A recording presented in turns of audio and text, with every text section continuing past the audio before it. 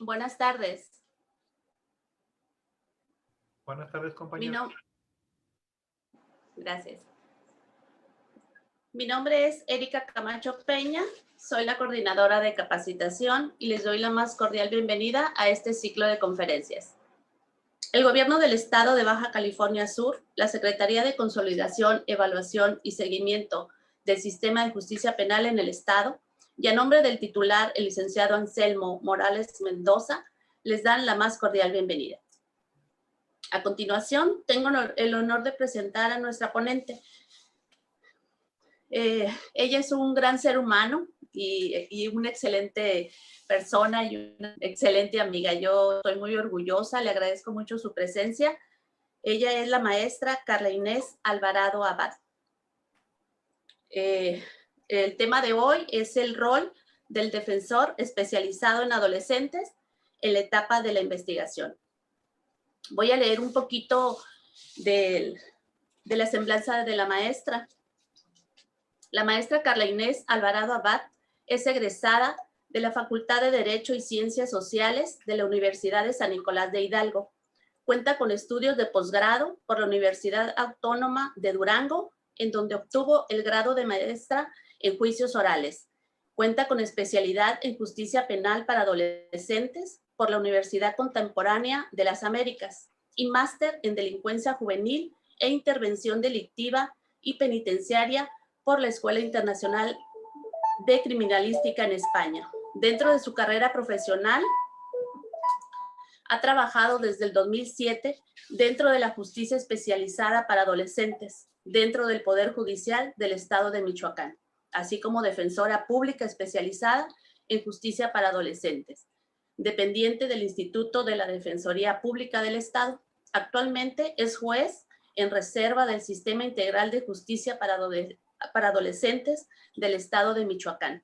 En el ámbito académico, ha impartido una serie de conferencias y ponencias sobre justicia penal para adolescentes, organizadas por instituciones académicas del país y del extranjero, entre los que destacan escuelas de los poderes judiciales de Chihuahua, Puebla, Zacatecas, Durango y la Escuela Judicial de la Federación.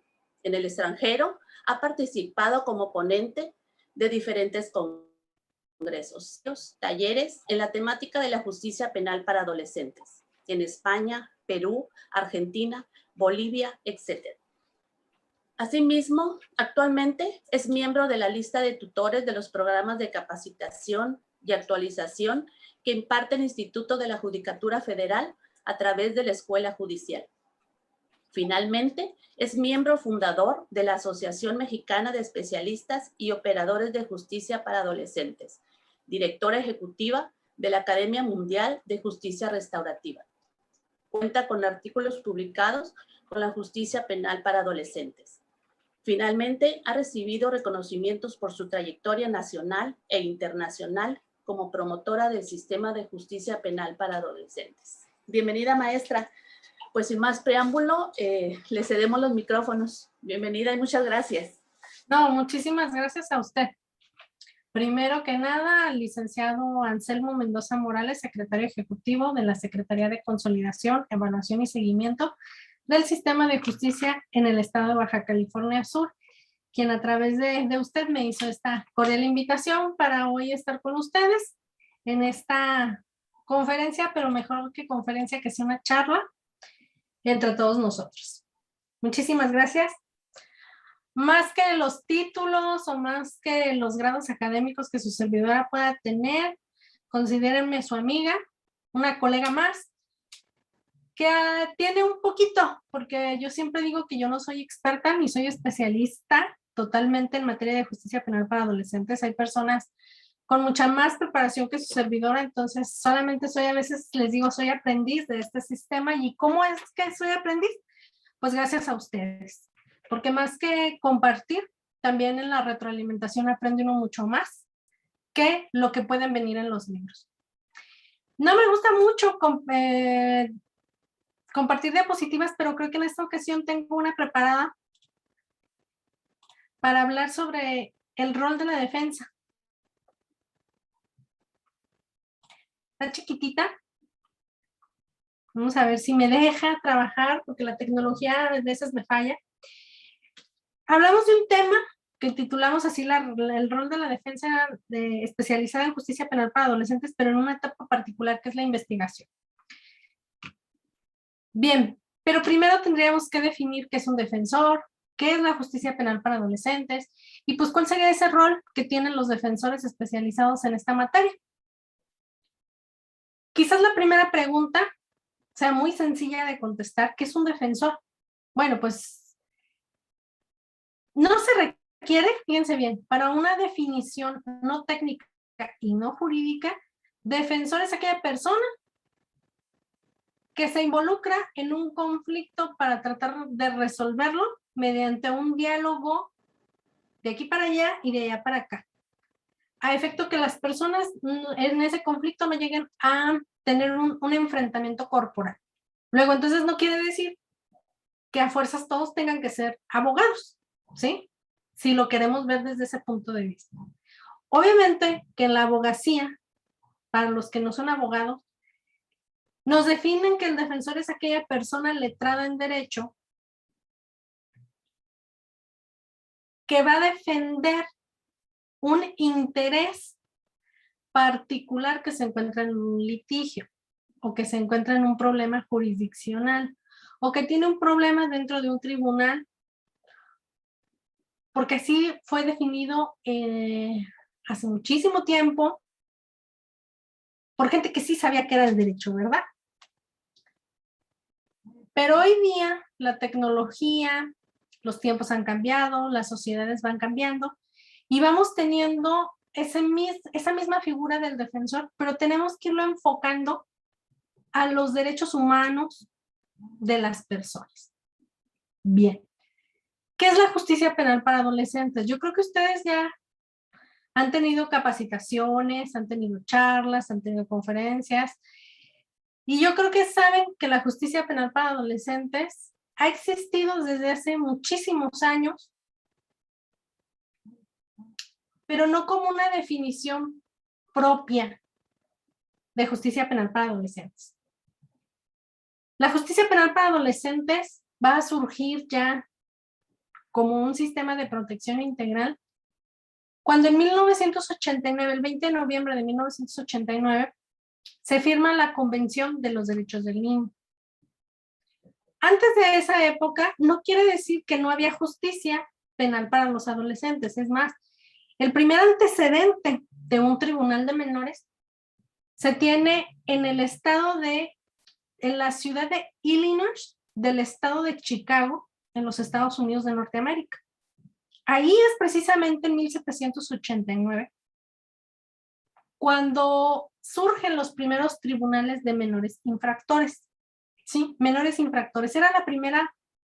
Es el primer tribunal que se tiene registro ya históricamente hablando de un tribunal donde personas menores de 18, en este caso en Estados Unidos 21 años de edad, ya eran juzgados por un tribunal especializado.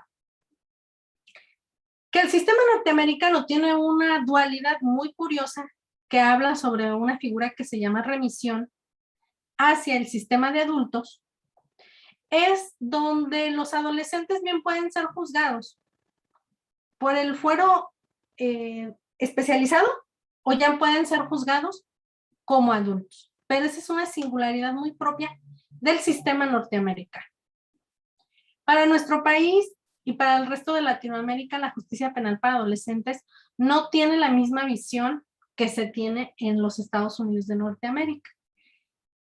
La Convención sobre los Derechos del Niño es el instrumento internacional que ha sido firmado por todos los países del mundo, pero solamente falta la ratificación de los Estados Unidos de Norteamérica. Fíjense, es algo curioso.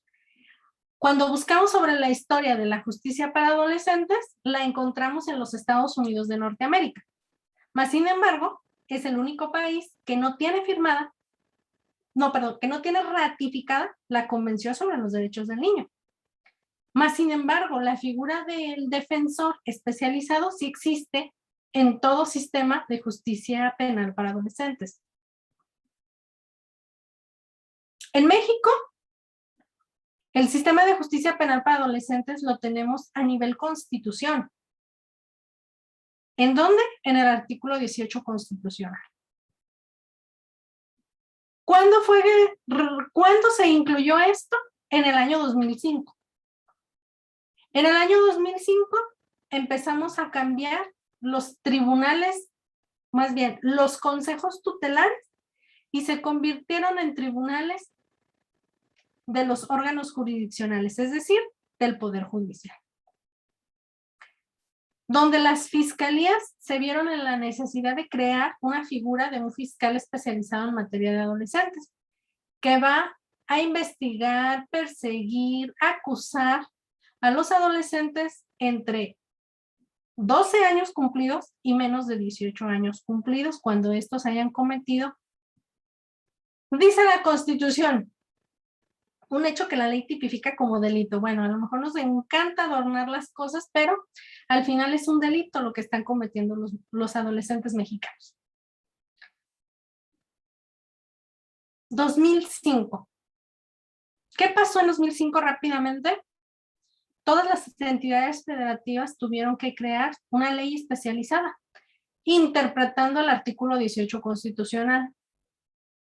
Todos los estados cumplieron, incluso la federación cumplió, pero también incumplió, porque tengo una ley federal que nunca entró en vigor. Se creó legislativamente, pero nunca entró en vigor.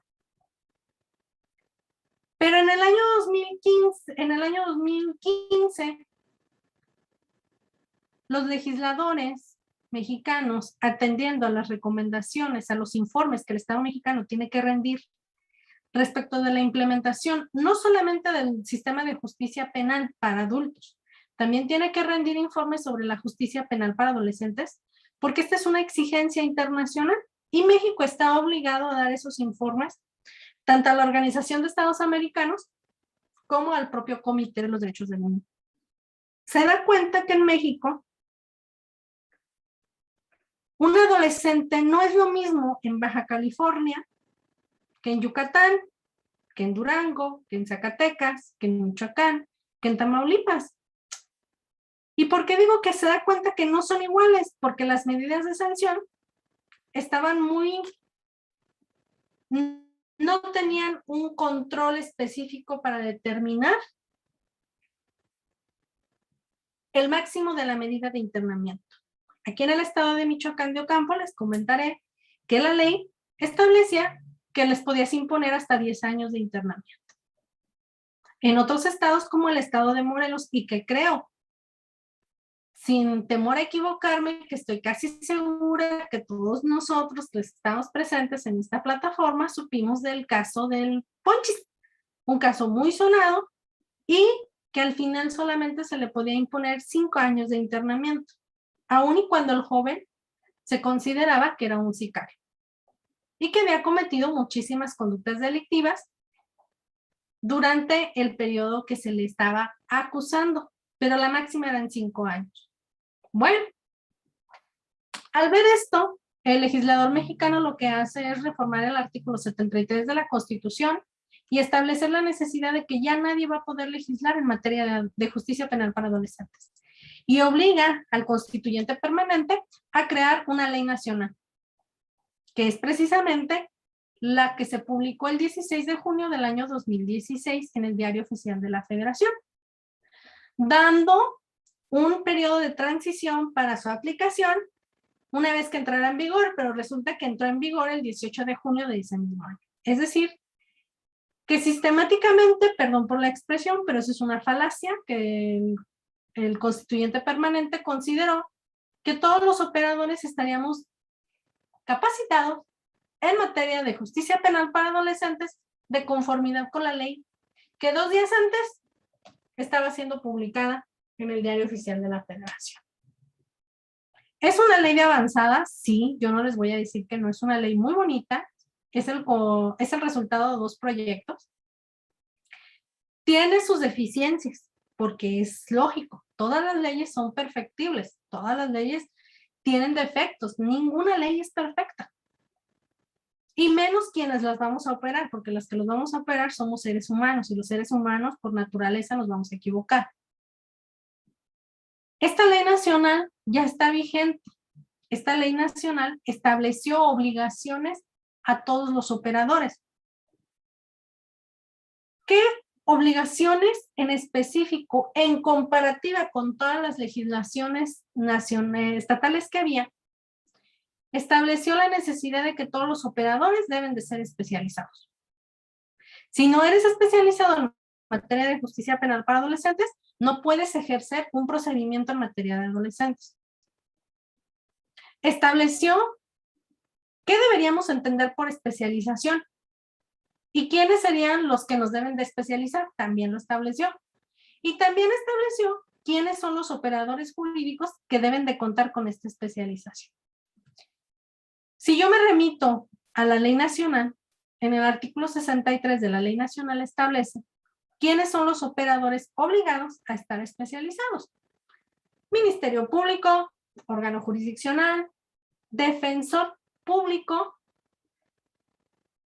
autoridad administrativa, facilitador en mecanismos alternativos, policía de investigación.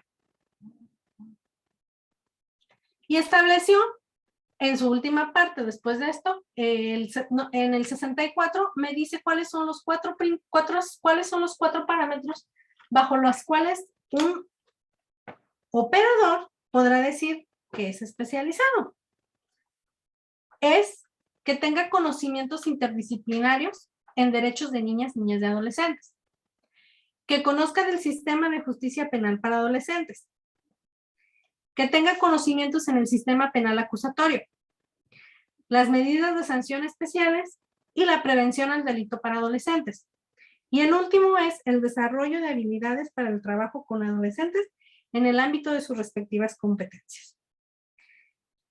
Dice que la especialización de los funcionarios del sistema podrán llevarse a cabo mediante convenios de colaboración con instituciones académicas públicas. Si se fijan, ya me dice ahí cuáles son los parámetros, me dice el 63 y 64, bajo qué requisitos nos vamos a especializar y quiénes son los obligados a especializar.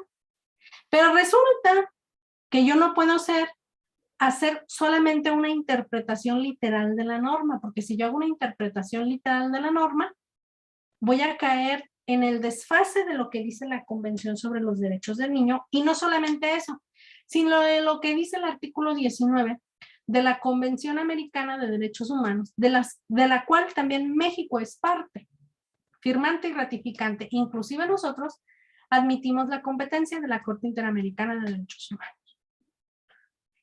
Y el artículo 23 nos dice que todos los operadores que se vean inmersos en un procedimiento en justicia penal para adolescentes deberán ser especializados.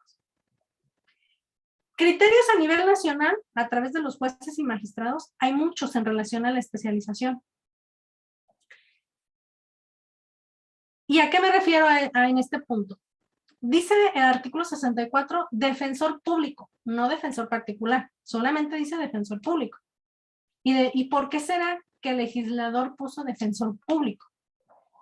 Yo quiero pensar, Carla Inés Alvarado, quiere pensar que el legislador dijo que iba a ser un defensor público porque los defensores públicos especializados en materia de adolescentes deberían, en teoría, por competencia, estar única y exclusivamente en materia de justicia penal para adolescentes. No tendrían que estar en el sistema de adultos y en el sistema de adolescentes. Debe de estar como materia de exclusividad, y no es a capricho esta exclusividad, sino a lo que vamos a ahorita ver es el rol que desarrollan los defensores especializados en materia de adolescentes. Eso es lo que en la doctrina de protección integral, lo que la Convención de los Derechos del Niño ha establecido en relación a que deben de ser defensores especializados. Y los defensores particulares me van a preguntar, bueno, ¿y que ellos no se deben de especializar? Sí, pero yo no les puedo, al menos yo pienso, que yo no le podría exigir el mismo grado de especialización a un defensor particular que el defensor público especializado. ¿Por qué? Porque los defensores particulares no solamente llevan asuntos de carácter de materia de penal para adolescentes.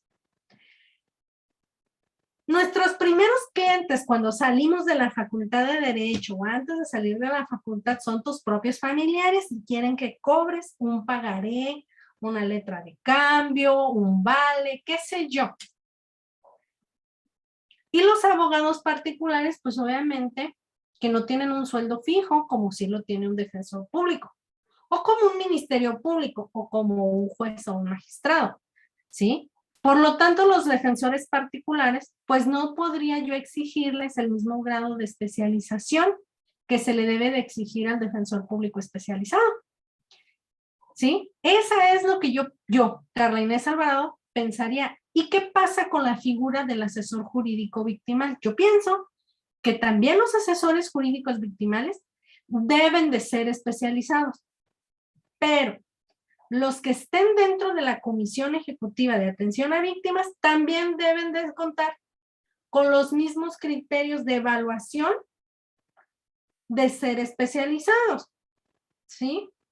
Porque ellos también, bueno, al menos aquí en el estado de Michoacán les comentaré que la ley que establece la creación de la Comisión Estatal de Atención a Víctimas del Delito establece la necesidad de tener un departamento de justicia penal para adolescentes. Luego entonces, si la Comisión Ejecutiva, al menos aquí en el estado de Michoacán de Ocampo, estableció la necesidad de contar con asesores jurídicos victimales en atención a asuntos de naturaleza penal para adolescentes, entonces yo le tengo que exigir como órgano jurisdiccional el mismo grado de especialización que le exijo al Ministerio Público o que le exijo al Defensor Público especializado, porque él va a estar de planta en la justicia penal para adolescentes. Los asesores jurídicos particulares, pues obviamente que debo de tener cierta benevolencia, al igual que con los defensores particulares. Pero ese es un criterio que yo tengo. Habrá otros jueces que consideren que los defensores particulares y que los asesores jurídicos particulares no deben de contar con ningún tipo de especialización. Pero ese es un criterio que tienen algunos jueces a nivel nacional, pero bueno, a lo mejor yo no la comparto, pero no quiere decir que a lo mejor ellos estén equivocados, a lo mejor la que esté equivocada, pues es su servidora, ¿verdad? Bueno, ahora sí, una vez hecho esto, dice, ¿cuál es el rol que desarrolla un defensor en justicia penal para adolescentes? Vamos a escuchar este video, espero que sí se reproduzca. I would like to read to you something very, very important, and it moves me deeply to have this privilege. The preamble to the Convention on the Rights of the Child.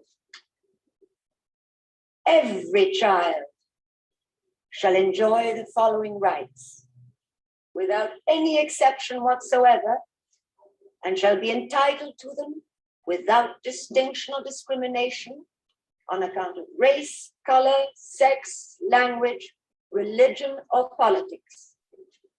The child shall enjoy social protection and be given the opportunities, facilities, and means to enable development physically, mentally, morally, and spiritually in conditions of freedom and dignity. The child shall be entitled from birth to a name and nationality. The child shall be entitled to grow and develop in health and shall have the right to adequate nutrition, housing, recreation, and medical services.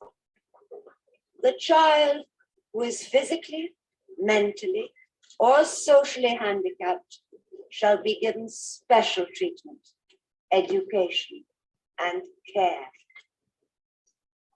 The child needs love and understanding and shall have the right to grow up in an atmosphere of affection and security. The child is entitled to receive education and an opportunity to develop abilities in order to become a useful member of society. The child shall in all circumstances be among the first to receive protection and relief in times of emergency and disaster. The child shall be protected against all forms of neglect, cruelty, and exploitation, and shall not be admitted to employment before an appropriate minimum age. The child shall be protected from practices which may foster racial, religious, and other forms of discrimination, and shall be brought up in a spirit of understanding, tolerance, friendship among peoples, peace, and universal brotherhood. These rights were put into words in the Declaration on the Rights of the Child 30 years ago. Today and now, on this anniversary day, they have become part of the most comprehensive treaty for the protection and support of children in history.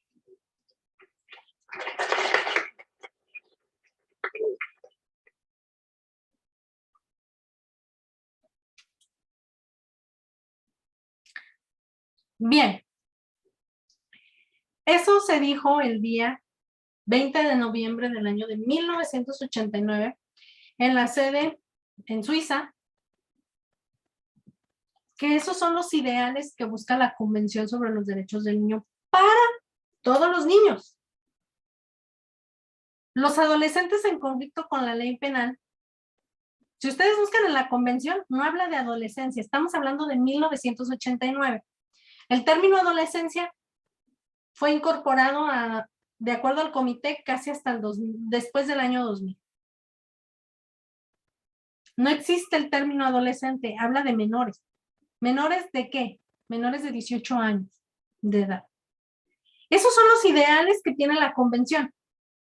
Amor, que de un niño debe de crecer con educación, con buena nutrición, con amor en familia, con tolerancia, con comprensión. ¿Por parte de quién? De la familia y de los estados firmantes. Eso es lo que los defensores especializados en materia de adolescentes, lo que los ministerios públicos especializados en materia de adolescentes, lo que los jueces y magistrados en materia de adolescentes, es más, es lo que todas las autoridades, todos los que deben de intervenir en materia de justicia penal para adolescentes, tienen que vigilar y proteger. Pero en especial, el defensor público o particular es lo que vigila, es lo que cuida. ¿Por qué? ¿Por qué el defensor?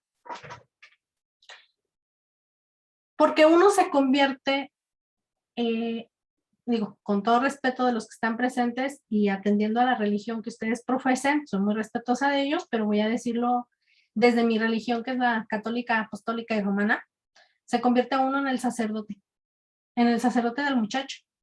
¿Por qué? Porque tu cliente te tiene que decir si cometió, no cometió la conducta. Si la cometió, bajo qué circunstancias la cometió. Porque no te puedes ir a la deriva de una acusación por parte del Ministerio Público y no conocer el contexto de tu representante. En adultos no se da tanta esta situación, pero en adolescentes el defensor sí tiene que tener mucha habilidad. ¿Para qué? Vean estas imágenes. Esta es la adolescencia. Es una etapa de cambios. De las grandes preguntas. Del conflicto con sus papás. Del rol de la amistad. El ser incomprendido. Y vean hoy día que los medios tecnológicos, ¿cómo es su comunicación? ¿Sí? A nosotros, ¿qué esperanzas? Yo crecí sin celular. Vean ellos que vayan a crecer sin celular y sin computadora. ¿Y cómo se expresan hoy nuestros adolescentes? Con imágenes, con emojis. Hemos cambiado el diccionario de la Real Academia de la Lengua Española. Pues no ha cambiado.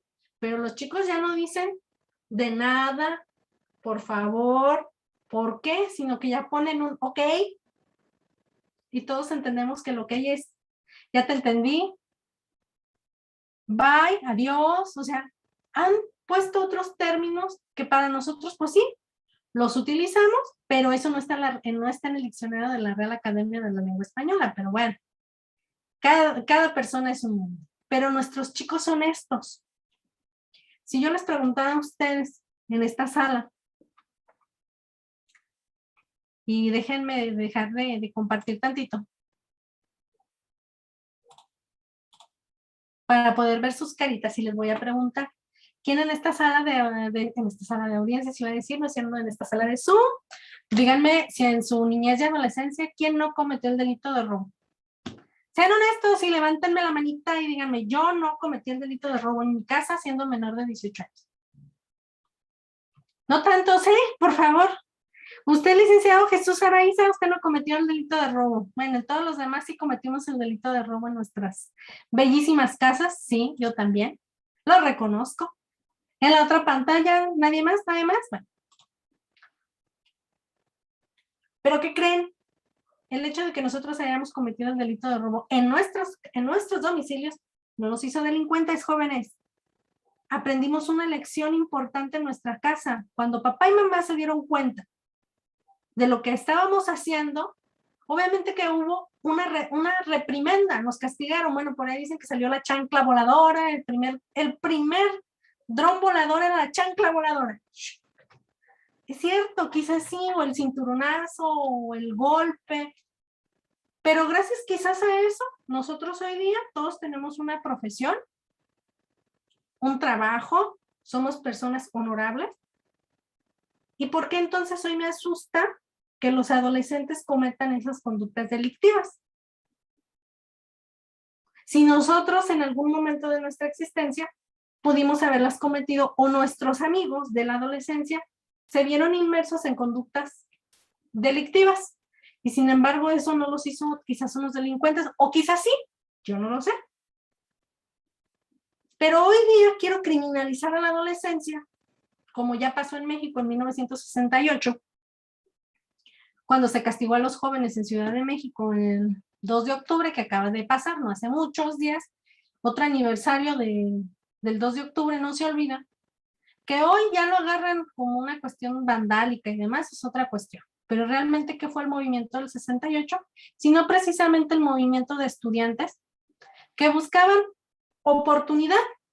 A lo mejor dicen, es que ellos querían implementar el socialismo. Bueno, yo no viví en 1968 para saber cuál era la represión que tenía México en contra del sistema político, o cómo era el sistema político, ¿sí? O en 1972, que hubo otra represión de estudiantes. Y estamos hablando que los estudiantes universitarios, algunos, en 1968 y en 1972, recuerden que no teníamos que cumplir 3 años de preparatoria. Preparatorias de 2 años.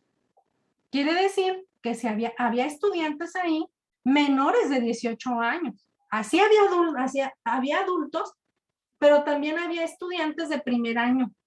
Y esos estudiantes, pues obviamente eran menores de 18 años. ¿Sí? Ok. Las sociedades cambian, jóvenes, compañeros, chiquillos y chiquillas, como decía nuestro presidente Fox Quesada.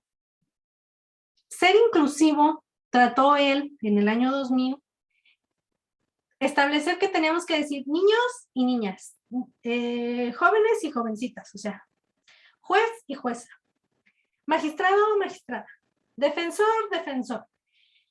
Que los títulos deben de decir licenciado en Derecho y ahora deben de decir licenciado en Derecho. Bueno, yo no estoy muy conforme con ese tipo de ideas.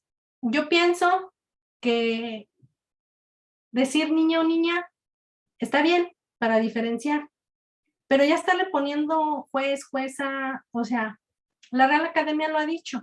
Son términos que si bien son un término masculino, no significa que tiene una proyección machista, ¿sí? No tiene una proyección machista el término como tal, simplemente es un género que tiene ahí establecido. ¿Y a qué voy con eso?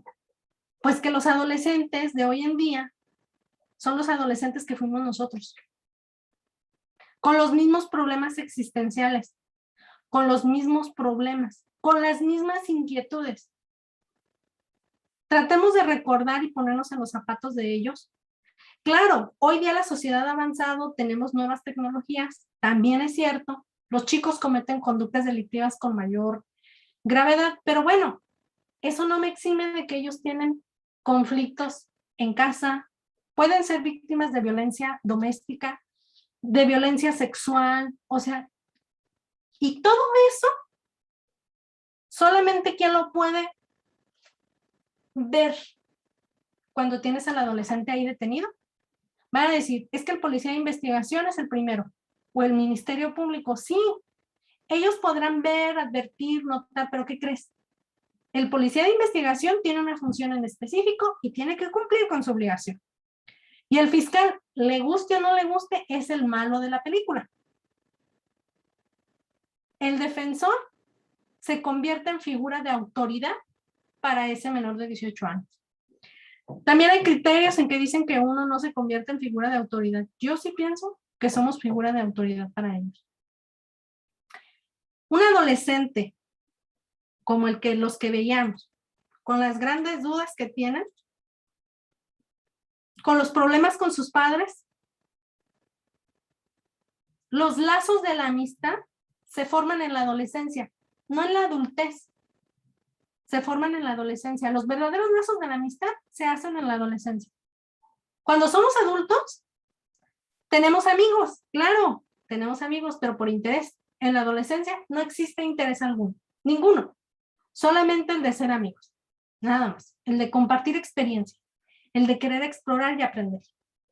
Eso se ve en la adolescencia. El defensor especializado tiene que conocer todos estos rubros para poder tener la habilidad de cómo conducirse con su representado. Cómo hacerle ver que no es su amigo, porque tú no vas a ser el amigo del adolescente. Tú eres su defensor. Tú eres una figura de autoridad. ¿Por qué?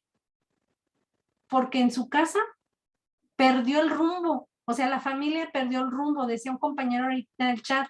Es que antes se le enseñaban valores, ética. La encargada era la mujer. Ok, estoy de acuerdo con esa filosofía, es cierto. Así era antes. Todo eso se perdió y por eso el adolescente cayó en conflicto con la ley penal. Por eso cayó en conflicto con la ley penal. Porque no tiene un referente quizás que lo sepa guiar. Si yo le pregunto, no sé, puedo preguntar si le pueden reactivar el micrófono. A ver, espérenme tantito, por favor, que me apoye el soporte de la plataforma, o no sé si los tengan abiertos, el licenciado Germán Antonio Verdú. Si yo le pregunto a usted, cuando tenía 5 años, ¿usted pensaba, creo que tiene uniforme de policía? Sí, ¿usted pensaba ser policía? ¿Usted tiene una profesión aparte de una licenciatura? No tiene licenciatura, pero usted pensaba ser policía. ¿Qué quería hacer? Escríbamelo en el chat porque creo que no le reactivaron el micrófono. Ahí lo tiene. ¿Qué quería hacer usted cuando era chico? Chef. Chef. Cocinero. ¿Y por qué no logró ser chef? No sé, o sea, nuevamente como ahorita usted dijo, uno de los comentarios fue de que en el 2015 un personaje de aquí, de ahí de su interior, o que hizo algunas cosas, el adolescente, que no le aplicaron algunas leyes. Yo no soy de aquí de La Paz. Ah. Yo radico aquí en La Paz ahora porque me vine para acá a trabajar, y en el ámbito de mi trabajo, pues le trabajaba yo a esto, a la corporación, y me empezó a llamar la atención, que dije, bueno, vamos a probar. Y sí, gracias a Dios, aquí estoy. Ok, muy bien, muchas gracias por compartirnos su experiencia. A ver, si le pudieran activar a Patricia Moreno. Usted cuando era chica, una niña, usted, no sé, es licenciada en Derecho. Patricia, ¿me escucha?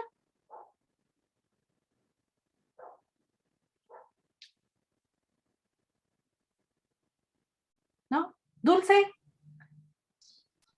Dice Jeremy, yo quería ser policía. Y Jeremy Esmeralda López Cota, yo quería ser policía. Y ahorita actualmente es. Patricia, ¿ya tiene activado? Yo quería ser militar, Jesús Araiza. Y ahorita que Jeremy es abogada, yo lo cumplí. Ok, de eso se trata. Muchas gracias para quienes me pudieron compartir a través del chat. ¿Sí se fijan? No todos logramos lo que queríamos ser cuando éramos niños. Yo cuando era niña yo quería ser taxista. ¿Por qué? Porque mi papá era taxista. Soy abogada. En el camino me encontré con que quería ser doctora. Pero ¿qué creen? No pude superar esa parte de hice todo lo posible, pero perdió la vida. Esa parte no se lo pude decir a un familiar. Luego entonces decliné y ya no pude ser doctora. Y estudié Derecho. ¿Por qué? Porque encontré en mi camino a un abogado que me dio historia de México y me dijo, y en lugar de contarme cómo era la historia de México, nos empezó a contar sus ayeres como el mejor penalista en la ciudad de Guadalajara, Jalisco. Yo soy de allá. Y al escuchar todo lo que mi maestro nos estaba comentando, el día que tuve que decidirme a dónde me iba, decidí irme a la carrera de Derecho. ¿Sí? Así vean, ustedes me están escribiendo, gracias por compartir, que querían ser maestros, ahora son abogados, o sea, solo alguien cumplió con que lo que quería hacer de chiquito, lo cumplió siendo adulto. Los adolescentes hoy día, si ustedes van y les preguntan, a los niños, también les van a contestar. Y esperemos que el día de mañana puedan cumplir su sueño. Pero muchos de ellos no lo van a poder cumplir. ¿Por qué? Porque estamos en un país con muchas riquezas naturales, pero somos de los países más pobres. Y como Estado en general, no le estamos brindando la atención a nuestra niñez. ¿Sí? Digo, lamentablemente eso es una cuestión de política que nosotros no podemos cambiar. Ok. ¿Qué es lo que ve la sociedad de este sistema de justicia penal para adolescentes? Pues que no funciona, que no sirve, que esta es una justicia que no debería existir. Es más, que no deberíamos existir. La sociedad y los medios de comunicación es lo que nos dicen. Foto para el periódico, mano dura porque solo así aprende. Pero esto no es lo que busca la convención. Y México firmó una convención, tanto la Convención Americana de Derechos Humanos como la Convención sobre los Derechos del Niño, y no busca esto. Busca un sistema de protección. ¿Pero quién lo puede hacer valer? ¿El juez? El juez tiene un rol en específico, que sí es que se cumplen sus determinaciones. Pero el único, sinceramente, viéndolo desde la práctica, son ustedes, los defensores. Porque el policía podrá querer hacer algo por ese muchacho. El Ministerio Público también querrá hacer algo por ese muchacho. Pero su función o su rol dentro del procedimiento no se los permite. Solo se lo va a permitir al defensor especializado. Ustedes han oído la teoría del iceberg. Solamente vemos la punta del iceberg. En la punta del iceberg, ¿qué vemos? Esto de aquí. Estos son las conductas que vemos de los adolescentes, ¿sí? O de la sociedad en general. Pero no vemos nada de esto. Nada de esto se ve en un procedimiento especializado para adolescentes. En una audiencia no vamos a ver esto. Esto de aquí no lo van a ver en una audiencia. Esto lo puede ver el fiscal especializado, lo podrá ver el policía de investigación, claro que lo ve, y lo ve el defensor especializado. Hay incomprensión, lenguaje, rutinas, emocional, social, los juegos. Incomunicación, no sabe cómo expresar. Malestares físicos y emocional. Sobre todo en los hombres es muy común. Las burlas de que uno ya está más alto que el otro, todavía hablas como niño, no hablas como hombre. Las mujeres Si tú desarrollas antes que tu grupito de amistades, de tus amigas, los caracteres sexuales secundarios, las niñas se burlan de ti. Si tú eres la última que desarrollas eso, las niñas se burlan de ti. O sea, los cambios físicos hacen que en tu grupo de pares también seas víctima del acoso por parte de ellos. Porque todavía no se te desarrollan las boobies, los pechos. Y se burlan de las muchachas, ¿sí? Y a la que ya se le desarrolló y a las demás no, ay, sí, mira, y te sientes más y como ya te van a ver los hombres, o sea, de todas maneras no caemos bien. La cosa es molestar al vecino, perdón, pero es que sí es. Una sobrecarga sensorial, ruidos, luces, olores, sabores. Bueno, es que esto tiene que ver precisamente con la etapa de la adolescencia. Yo les dije que la etapa de la adolescencia es la etapa de los mayores cambios, pero no solamente físicos, también emocionales. ¿Sabían ustedes que el suicidio en adolescentes es muy alto en nuestro país? Y que quienes se suicidan más son los hombres y no las mujeres. ¿Y por qué son los hombres y no las mujeres? Bueno, porque los hombres, cuando dicen me voy a suicidar, salvo que algo pase fuera de su contexto, o sea, de ellos mismos, lo llevan a cabo, lo materializan y terminan con su existencia. Las mujeres no. Las mujeres se van a suicidar, pero como que van dando tips o sea, como que van dando ciertos tips y los cortes luego, sobre todo en las muñecas, los hacen de cierta forma que son superficiales y las alcanzan a salvar. Sí, no son tan extremistas. Los varones son muy extremistas en la etapa de la adolescencia. Tan es así que vamos a platicar tantito de lo que es el enamoramiento en materia de adolescentes. Y un joven adolescente varón realmente enamorado y que es despreciado por el amor de su vida, tiene dos opciones: o quitarse la vida o querer quitarle la vida a la persona que lo despreció.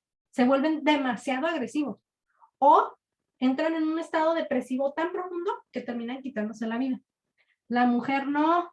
La mujer, es cierto, parece que tenemos una esponjita. O lloro por el chico que no me quiso, me despreció, me dejó por mi amigo. Y mañana se me olvida y vuelvo a empezar. Digo, en un barómetro general, o sea, hay sus excepciones, pero es más o menos lo que está marcado en esta etapa. Los defensores especializados, hasta eso tenemos que aprender. Porque si no sabemos estas cuestiones tan específicas de la etapa de la adolescencia, no vamos a resolver el conflicto jurídico. Dos chicas se golpean por el novio. O es más, a la salida de la secundaria se agarran a moquetes. El hecho delictivo es las lesiones que se provocaron mutuamente. Y el defensor podrá decir, son lesiones de la fracción primera, no ponen en peligro la vida, podemos llegar a un acuerdo reparatorio. Y resolvemos el conflicto del delito.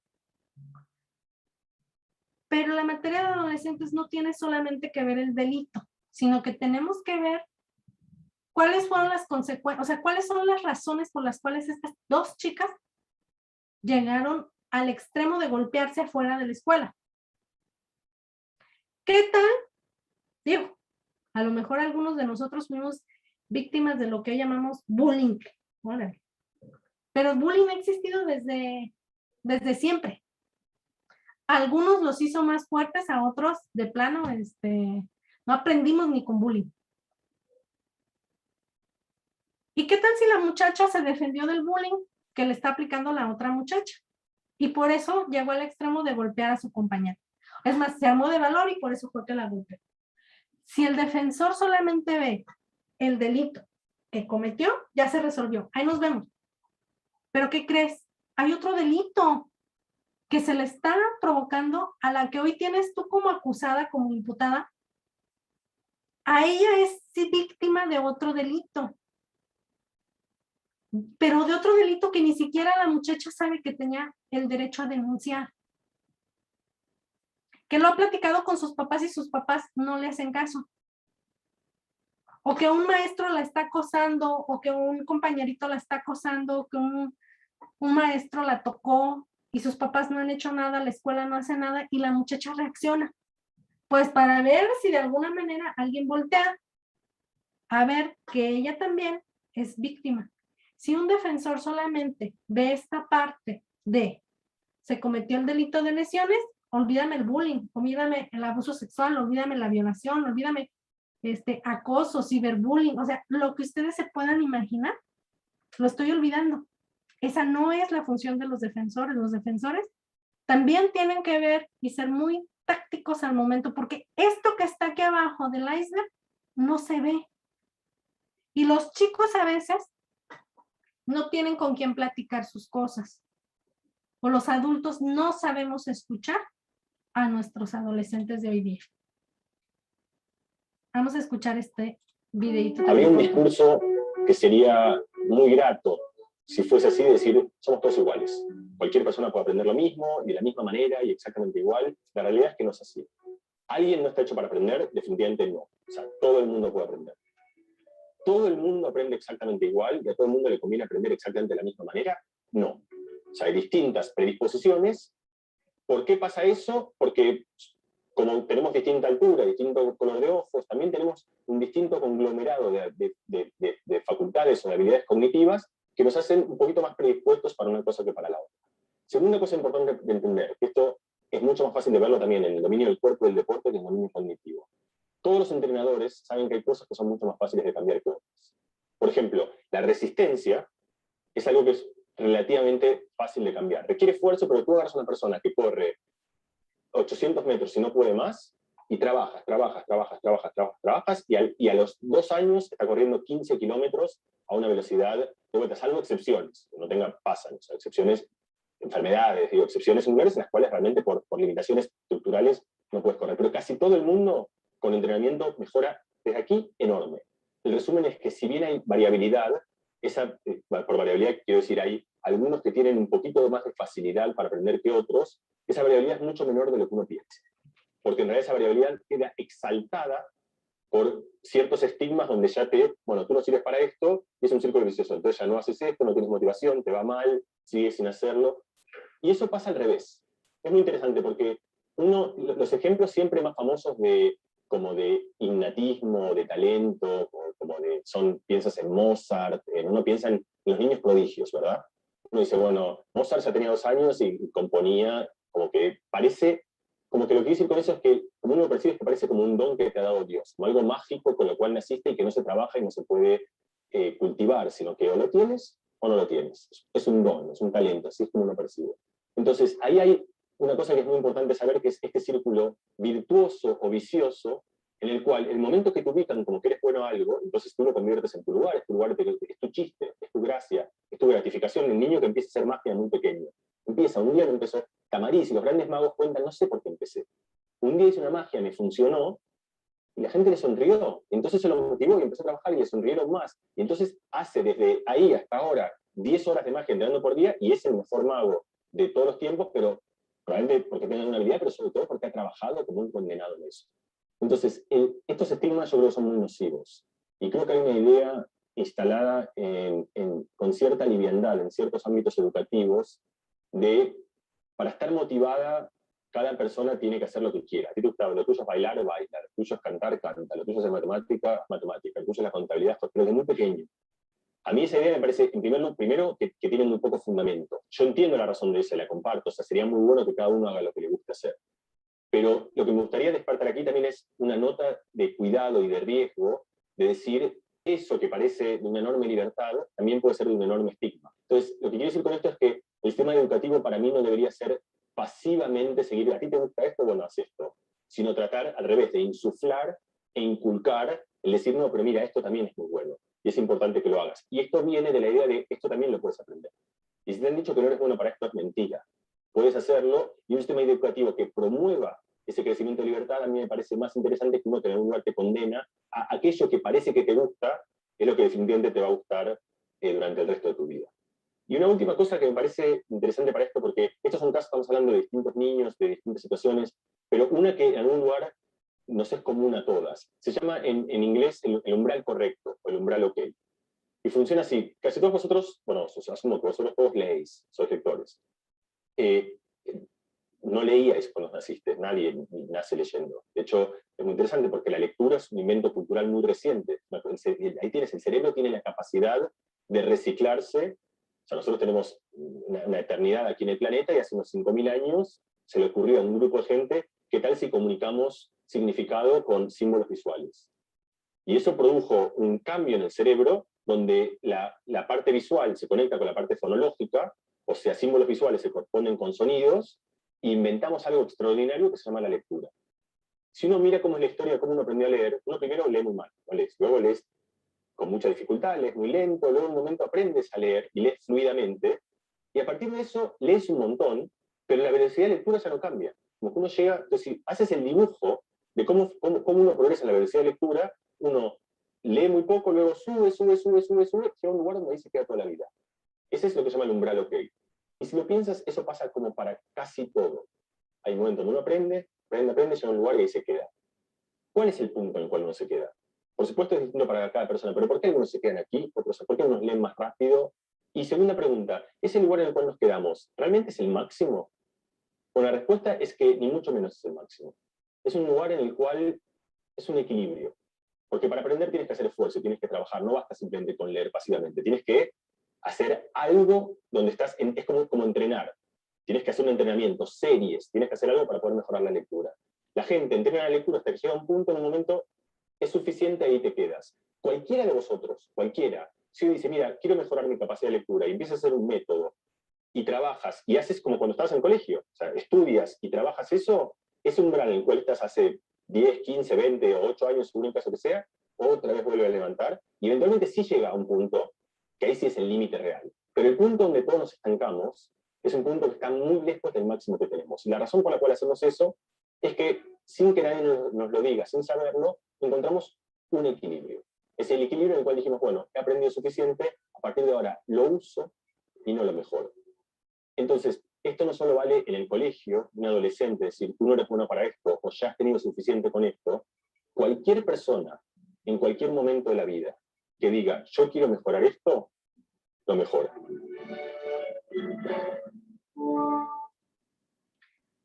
Bien, bueno, ¿eso pasa? Sí, sí pasa. Y creo que todos empezaron a reflexionar, creo que sí. Bueno, los defensores especializados, pues es precisamente eso es lo que buscan.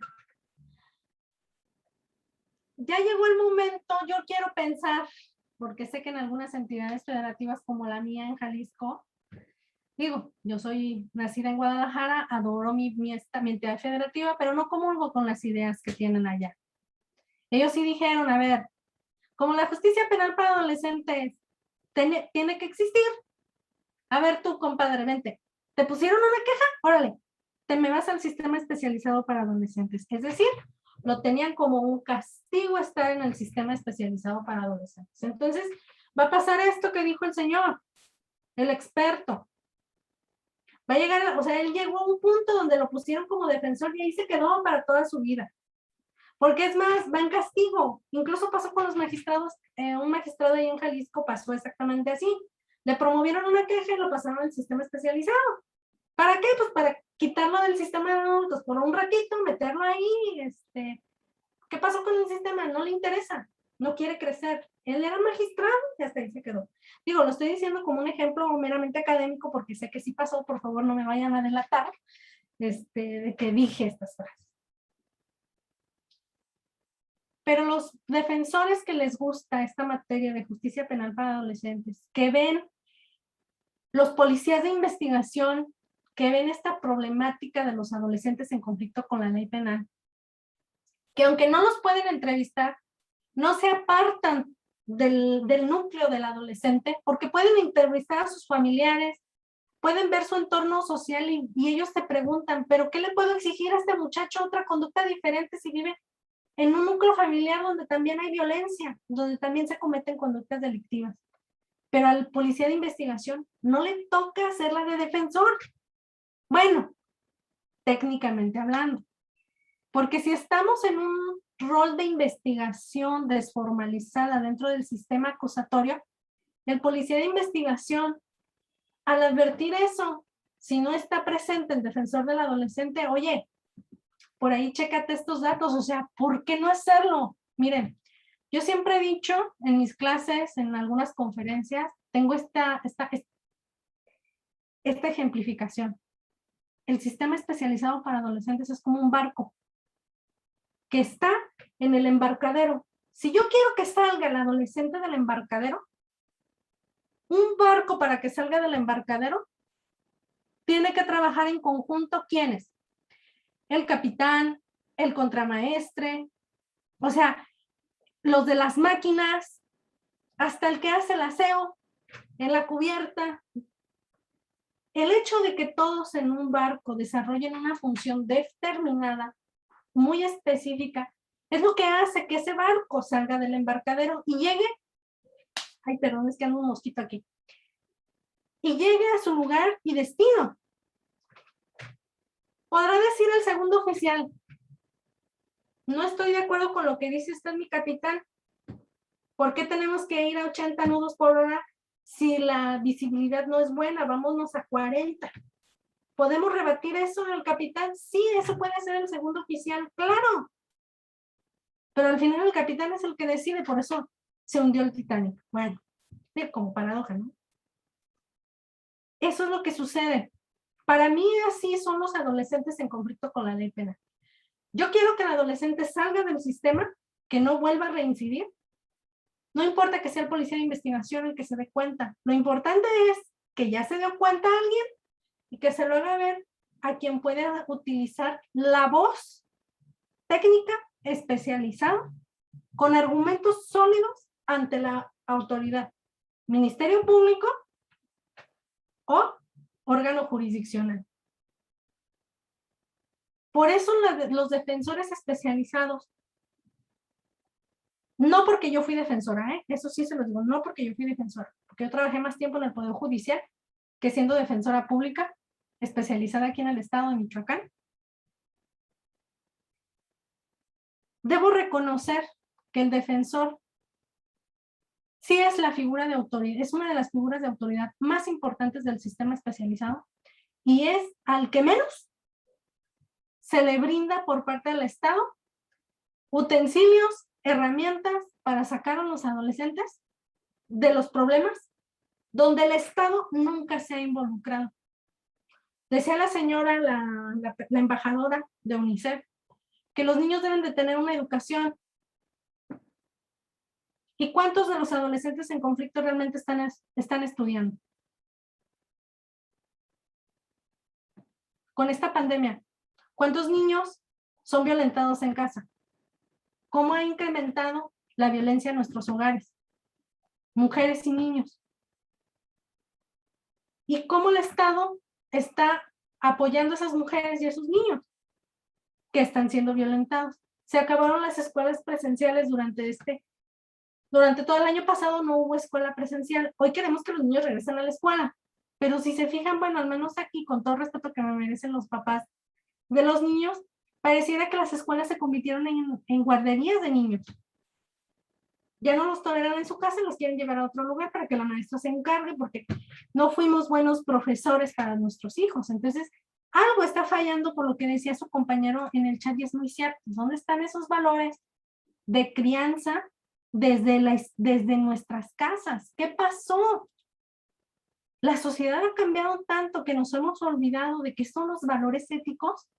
¿Cuáles son las buenas costumbres? ¿Ya se nos olvidó? ¿O es que la sociedad ha evolucionado tan rápidamente que se nos olvidó qué son esos valores? Digo, yo quisiera que las cosas no fueran así, pero pues bueno. Soy ferviente admiradora de que esto puede cambiar. que en algún momento las cosas pueden mejorar. Pero sí, para mí, esta figura del defensor, y en materia de adolescentes, no es porque yo quisiera que así fuera. A veces no se puede porque el Estado no tiene los recursos económicos para que existan defensorías públicas especializadas en materia de adolescentes. Que el adolescente que esté en un verdadero conflicto con la ley penal, sí debe buscar esas alternativas, esos grupos de apoyo, esa comunidad que se debería involucrar en la comunidad, debe de involucrarse para que los defensores puedan tener mejor oportunidad. Es que los cambios no se van a hacer con una mejor ley. La Ley Nacional del Sistema Integral de Justicia Penal para Adolescentes tiene principios, tiene un procedimiento, tiene una etapa de ejecución, tiene sus recursos, pero tiene un problema de prevención al delito. Tiene su capítulo de prevención al delito, pero les soy honesto, el Estado mexicano no le está invirtiendo, debería ser preventivo. Lo que yo quiero es que los adolescentes no se conviertan en un adulto que cometa conductas delictivas. Pero por mucho que el defensor conozca la problemática, quiera apoyar a su representado, si en su entidad federativa o en la mía o en donde se cometió la conducta delictiva no hay programas preventivos o para resocializar al joven para que no vuelva a cometer conductas, trabajar con la familia, porque no se trata solamente de trabajar con el chico, se trata de trabajar con la familia. No, pues es que es muy fácil, lo saco de circulación, lo meto en un centro especializado, le doy herramientas, le doy educación, y el día que salga, lo regreso al mismo lugar de donde salió, con la misma familia que nunca trabajó. ¿De qué le va a servir haber estado 1 año, 2 años en un centro especializado? Si en 2 meses todo lo que aprendió aquí adentro no lo va a poder materializar acá afuera, porque la familia no trabajó con ellos. Esto es de equipos. El equipo más fuerte entre de los defensores son la familia. Si la familia no les ayuda, ustedes, los defensores, no pueden hacer mucho. Y si el Estado, agréguenle que el Estado no le está invirtiendo a la prevención al delito, los chicos, ¿qué sucede?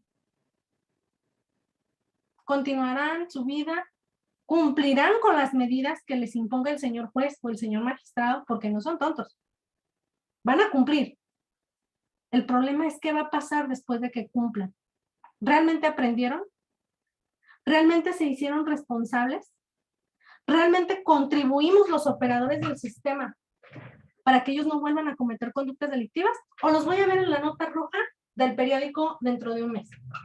Porque ya están llenando las cárceles, ahora sí, las cárceles, los centros de reinserción social. Eso es lo que los defensores quisiéramos, o sea, es lo que busca la convención.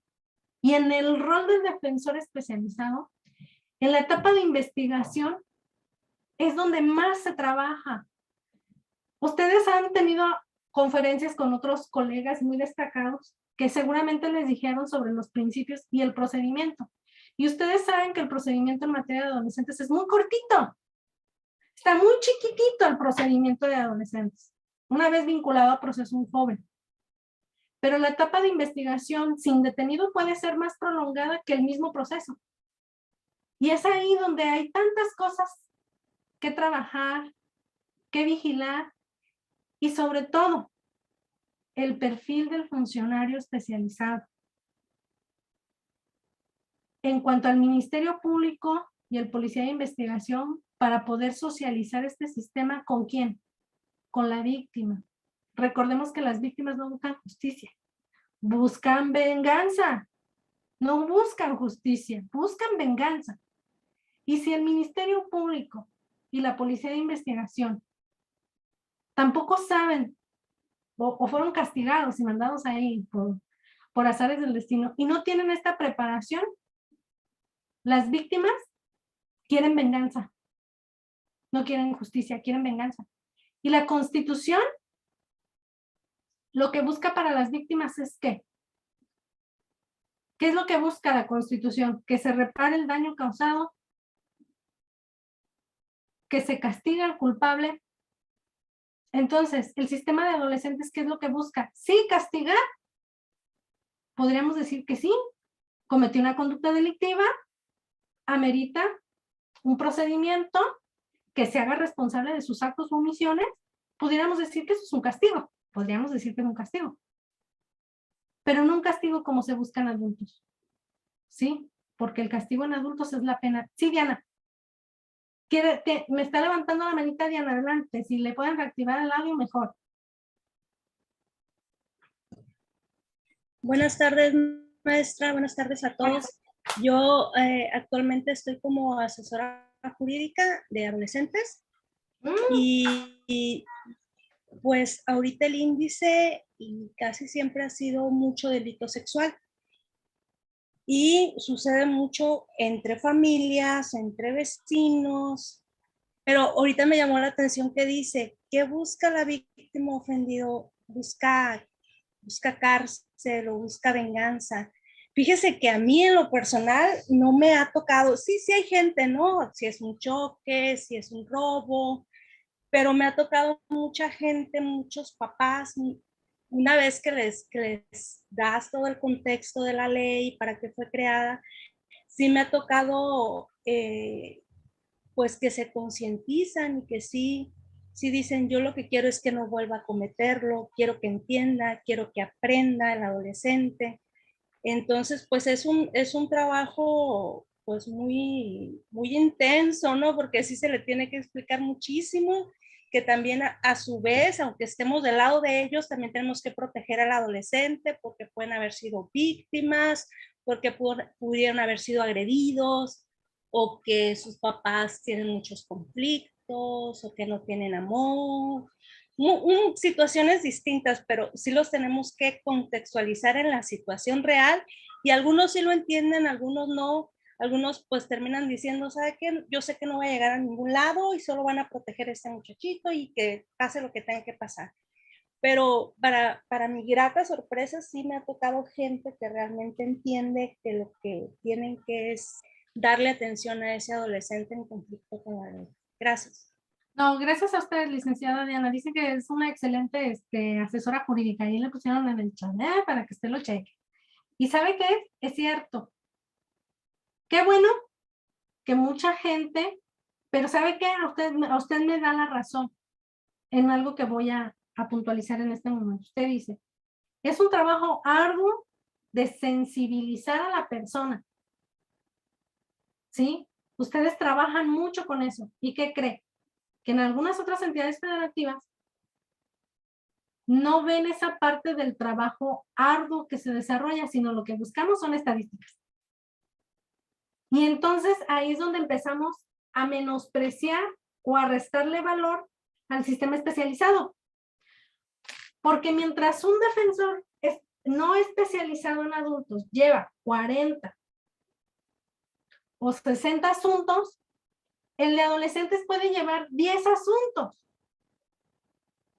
Pero no significa que porque tenga 10 asuntos implique menos trabajo que el de 60. A lo mejor implica el trabajo de 100.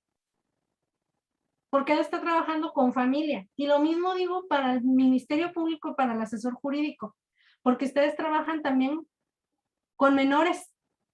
Y los menores no puedes trabajar con ellos. Tienes que trabajar también con los familiares. Entonces ahí el problema ha sido que México, sinceramente digo con todo respeto al Estado mexicano, siempre queremos ver estadística. Y cuando vemos las estadísticas de lo que hay en el sistema de adultos o el reflejo del índice criminal en adultos, pues no se compara con el de adolescentes. Y pues, ¿qué creen, compañeros? Eso no se va a poder lograr nunca, por más que queramos. Somos más de 126 millones de mexicanos. Millones de mexicanos. De ese grueso, adolescentes han de ser como, ¿qué les gusta? 16 millones, de 126 millones, adolescentes entre 12 y menos de 18 años. El grueso de la población, De esos 126 millones de personas, yo creo que está oscilando entre unos 80 millones de personas en edad productiva, después de los 18 hasta antes de los 45 años de edad. 50, o sea, bueno, 60, pues. Claro que hay más adultos que adolescentes cometiendo conductas delictivas. No vas a poder comparar 80 millones de personas con 8 millones de adolescentes. Y que de esos 80 millones de mexicanos, solamente el 10% puede estar cometiendo conductas delictivas. Entonces estamos hablando de 8,000 personas. Si son 8 millones, estamos hablando de un 10%. 80,000, 8 millones son 800. El 10% serían que 800,000. ¿Sí, verdad? Y si estamos hablando en adolescentes de 8 millones y también le voy a poner el 10% que está cometiendo conducta, pues obviamente que el índice jamás se va a equiparar a adultos con adolescentes. Claro que adolescentes están cometiendo pocas conductas en comparación con adultos, pero no significa que trabaje menos. A lo mejor están trabajando mucho más los operadores en el sistema especializado que en el sistema de adultos. Pero ni ustedes ni yo hicimos las leyes, ni ustedes ni yo hicimos las políticas de estadísticas a nivel nacional. Esa es una cuestión que nos supera a todos, que está muy por encima de nosotros. Mientras las estadísticas sean en el reflejo de cuántos asuntos tienes, pues el sistema de adolescentes siempre lo van a ver así, chiquitito. Si lo viéramos en el arduo trabajo de sensibilización que dijo la licenciada Diana, créanme que sería el triple de lo que hacemos en adultos. Porque en adultos, yo ya soy un adulto y sé que si le pego un vehículo, el que pega, paga. ¿Cuánto quieres? Reparemos. Yo no tengo tiempo para estar perdiendo aquí. Vámonos. Te pago, y ahí nos vemos. Pero en adolescentes, ¿el chico tiene que pagar también la reparación del daño? Sí, me queda claro que tiene que pagar la reparación del daño. Pero no solamente se trata de que pague la reparación del daño. Habría que ver por qué un menor de 16 años, vamos a suponer uno de 15, está conduciendo un vehículo sin un acompañante. No se supone, bueno, tuviéramos 16 años, de acuerdo al reglamento de tránsito, puede tener un permiso provisional donde un familiar, su papá o su mamá, van a firmar una responsiva. La responsiva no es nada más pagar la reparación del daño si mi hijo choca el vehículo o si mata a una persona desafortunadamente. La responsiva es más allá. ¿Qué está haciendo un joven de 16 años conduciendo un vehículo sin supervisión de un adulto? Esa sería la pregunta en materia de adolescente de parte del defensor. A ver, ¿que estabas conduciendo tú solo a esta hora sin la supervisión de tus papás? Señores, ustedes firmaron una responsiva. ¿Por qué lo dejan manejar solo? ¿Sí? ¿Por qué? Porque no se trata nada más de pagar el daño que haya causado el adolescente, sino también ver que si yo quiero que el adolescente se haga responsable, no solamente vamos a pagar que llegue el papá y le diga al Ministerio Público, a ver, vámonos a quitarnos de esto. ¿Cuánto es si yo le pago? Porque usted no sabe quién soy yo y tengo necesidad de irme rápido al trabajo. Órale, dígame, ¿cuánto voy a pagar? ¿Eso vio el joven? Eso aprendió el joven. No aprendió a hacerse responsable. Aprendió que el dinero lo puede todo y puede hasta con la autoridad. Que con un grito elevado es suficiente. Eso es lo que aprendió, eso es lo que está aprendiendo el adolescente. Eso es lo que quiero del mexicano cuando sea adulto. O quiero que se haga responsable. Busco que se haga responsable. Me están preguntando. Reparación del daño, cuando se ha cumplido la medida de internamiento, no reparar el daño ni en un 30%. Bueno, ahorita le digo esa. Y un menor está de acuerdo a la ley nacional, los adolescentes deben de hacerse responsables del pago de la reparación del daño.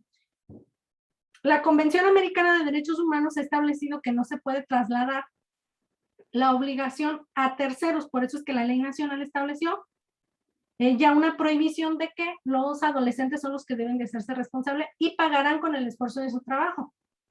Sí, pero también tenemos que ponernos en un contexto. En México, ¿a qué edad está permitida que pueda trabajar?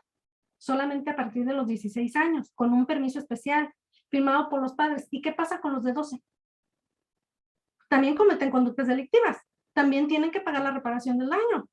O sea, yo voy a decir, yo como defensor tengo que decir que mi cliente es insolvente, que no puede adquirir un trabajo y por eso no se le va a pagar a la víctima. ¿Hay que le pague el fondo de atención a víctimas del delito? ¿Esa sería mi función como defensor? No. Mi función como defensor en la etapa inicial, en la etapa de investigación, es ver esta parte de sensibilizar también a los padres. Que los padres paguen la reparación del daño está bien, pero que no se vea como una obligación trasladada.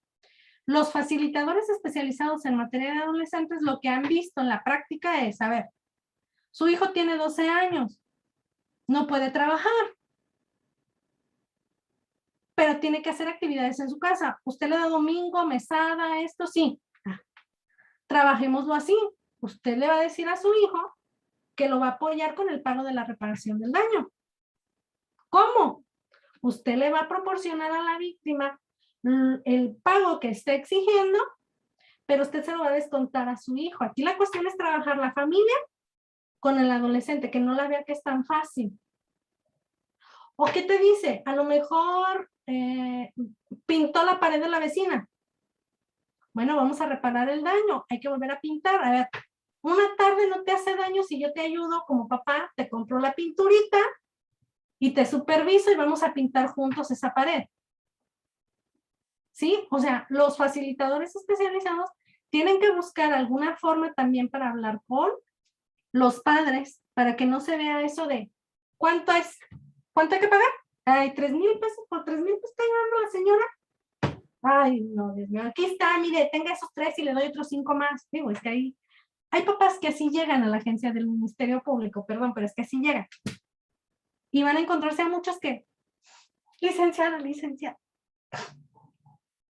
no puedo creer que mi hijo haga esto, mi hijo es incapaz de haber hecho semejante actuación. Es un hijo de casa, es un hijo de familia. Y se ponen a llorar. O sea que van a tener, en esta vida ustedes han visto, hay gente que se pone muy prepotente y hay gente que no se pone tan prepotente, se ponen a llorar. En cuanto a la medida de internamiento, hay que no reparar el daño ni en un 30%. Bueno, recordemos que por cuestión pecuniaria, nadie puede estar privado de su libertad. Sí, eso ya está establecido en la propia Constitución. Pero aquí tiene que ver mucho esto de la reparación del daño desde el perfil del defensor. Los defensores, desde el inicio de la investigación, un buen defensor especializado tiene que advertir que si su cliente está en condiciones de poder hacer el pago de la reparación de un daño, hacer un esfuerzo, se lo va a plantear a su representado y a la familia. Desde el principio de la investigación. Aquí en el estado de Michoacán se han pagado, en mi experiencia tenemos un 95% efectivo de pago de reparación del daño por parte de los adolescentes desde el 2007 a la fecha. Un 5% es el que de plano, o tiene un papá que de plano dice yo no voy a pagarle ni un 5 a la víctima, porque nos ha tocado escuchar esas frases, o bien son gente que de plano, o sea, allí sí ya, por más esfuerzo, por más voluntad, por lo que ustedes quieran, está en una condición que de plano no puede pagar la reparación del daño. Pero en un 95% sí se paga la reparación del daño a las víctimas. Porque los defensores hacen mucho hincapié, públicos y particulares, porque se ha capacitado también a defensores particulares en ese sentido, de que la reparación del daño también es un derecho que tienen las víctimas. Y si mi representado, yo sé que cometió la conducta delictiva, pues vamos haciéndole hincapié a la familia y a él que se deberá cubrir. Pero, por ejemplo, en esto de que me dice que no reparar el daño y ya llevan para el cumplimiento de la medida de internamiento, ahí sí, mire, yo como dice la Constitución, por una cuestión pecuniaria no puedo estar privada de mi libertad. O sea, va a llegar el momento en que en etapa de ejecución va a solicitar el cambio de la medida de internamiento, a la víctima se le va a conceder el uso de la voz para hacer valer lo correspondiente al pago de la reparación del daño, porque solamente puede intervenir para cuestiones de reparación del daño y podrá hacer su alegato. Sí, podrá hacer su alegato en ese sentido, pero por lo de la reparación del daño. Pero esto no va a influir en el cambio de la medida. Sí, ahí lo que hay que buscar es otra alternativa para que se haga efectivo la reparación del daño a favor de las víctimas. Un menor está obligado, ok. Juan Miguel Lascano. Sobre la, pero creo que me cancela mi pregunta anterior, sobre que precisamente en un curso no me mencionaron que a los menores no se les puede hablar. O sea, en su curso que tomó hoy le dicen que los menores no están obligados a pagar la reparación y que se debe de responsabilidad a los padres. ¿Sí? No, eso no es así. La ley nacional no está establecida de esa forma. Nosotros podemos ver la ley nacional en lo que tiene que ver al pago de la reparación del daño y ahí dice exclusivamente que esta será pagada con el esfuerzo y el trabajo del adolescente y que no podrá ser trasladada esta obligación a los padres de familia.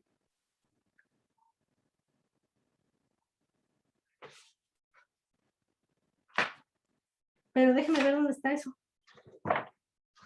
Mire, es que yo me sé la ley nacional casi de memoria, pero por artículos no me la sé. O sea, para inventar el artículo, pero ahorita, a ver, aquí tenemos a San Google.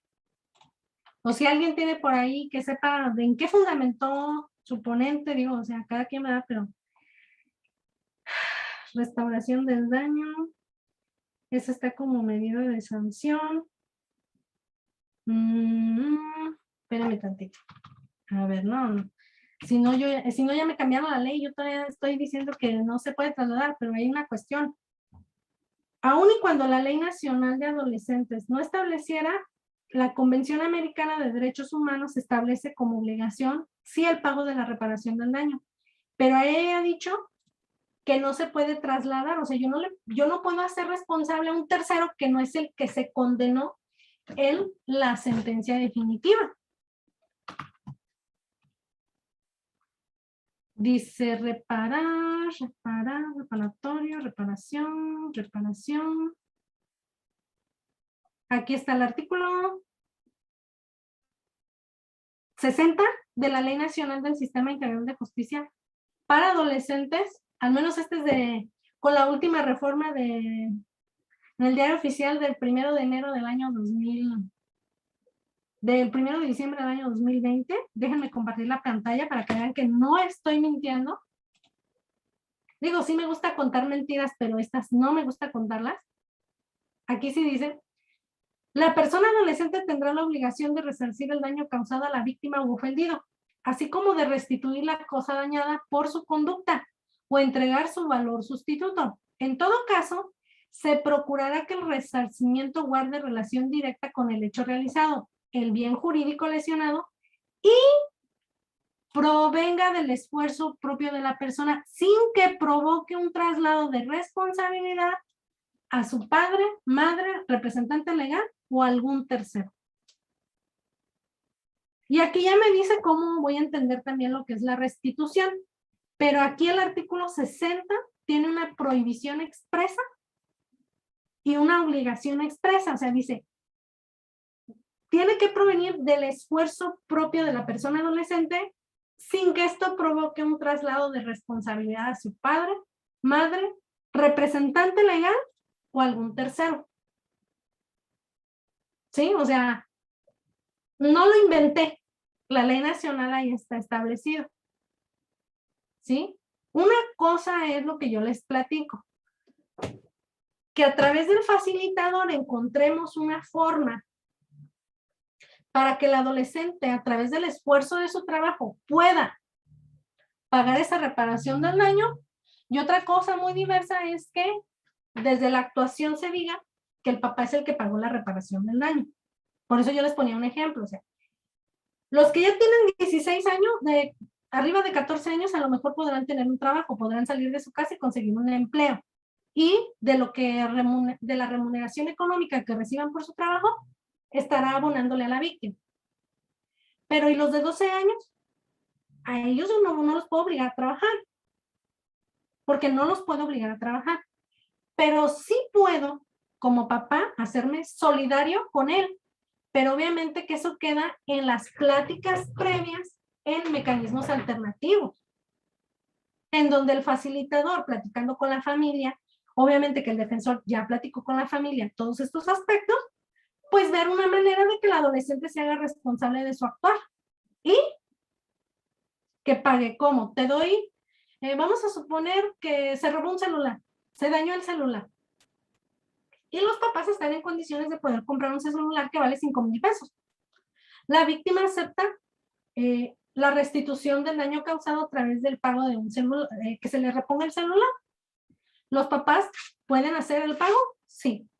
Pero aquí el facilitador es el que tiene que poner mucho de su parte para que la familia no sea como que la que pagó, sino más bien hacer hincapié a la familia de que, a ver, su hijo, ¿qué hace en su casa? Pues hace esto. ¿Va a la escuela? Sí. ¿Y cómo va en promedio? Pues regular, tiene un 7. Bueno, entonces hay que exigirle que no puede bajar el promedio, al contrario, hay que obligarlo a que suba promedio. Usted le da mesada, ¿sí? ¿Cuánto le da? No, pues que le doy 500 pesos para sus dulces, para una semana. Ah, bueno, en lugar de darle 500, ahora le va a dar 250. Y el adolescente tiene que entender que los otros 250 pesos es un abono del dinero que usted le está prestando para resarcir o restituirle el daño causado a la víctima. Pero eso se debe de hacer con los facilitadores especializados. Esa es la función de los facilitadores especializados.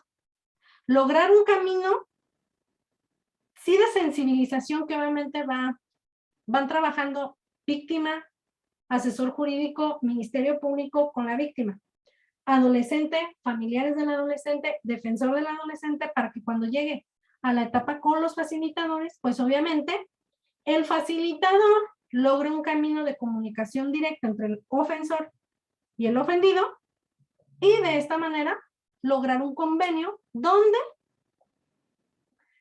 la víctima satisfaga sus necesidades. Eso es lo que sí se debe de hacer.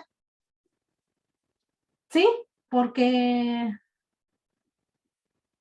bueno, yo nomás dije un ejemplo. O sea, 500 pesos de mesada, pues sí, como que me excedí, pero bueno, es un ejemplo nada más.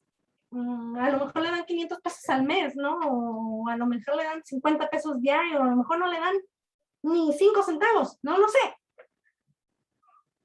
Pero por eso tenemos que estructurar qué es la familia. ¿Qué clase de familia tiene el adolescente?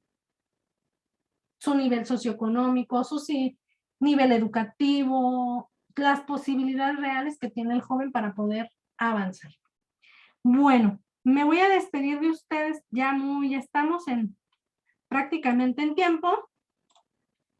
Les voy a compartir Si hoy pudiera hablar con mi yo adolescente, le diría que eligiera bien el tiempo verbal de las preguntas, que no se las formulara todas en futuro, como si esa edad fuera solamente un trámite que hay que pasar lo más rápido y lo menos incómodo posible para llegar a la vida de verdad, la que se supone que tienen los adultos. Le diría que le concediera al futuro su importancia, por supuesto que sí, pero que se permitiera hacerse preguntas en presente, que es el tiempo en el que se conjuga la amistad, la felicidad, el juego. El presente es el tiempo privilegiado para la vida. Que se preguntara más veces quién quiero ser, que qué trabajo quiero tener. Le diría que se agarrara al signo de la interrogación como quien se agarra a un puente que le une con el mundo. Que preguntara mucho, siempre. Que no cayera en la tentación de usar las respuestas como refugios, sino como caminos. Caminos hacia sí mismo y hacia los demás. Que la vida es eso que está de ambos lados de cada pregunta que nos hacemos. El matemático y filósofo francés Blaise Pascal dijo una vez: más vale saber alguna cosa de todo que saberlo todo de una sola cosa. Aunque Pascal no estaba hablando solo de los jóvenes, esta frase bien podría aplicarse a la adolescencia, la edad de las grandes preguntas.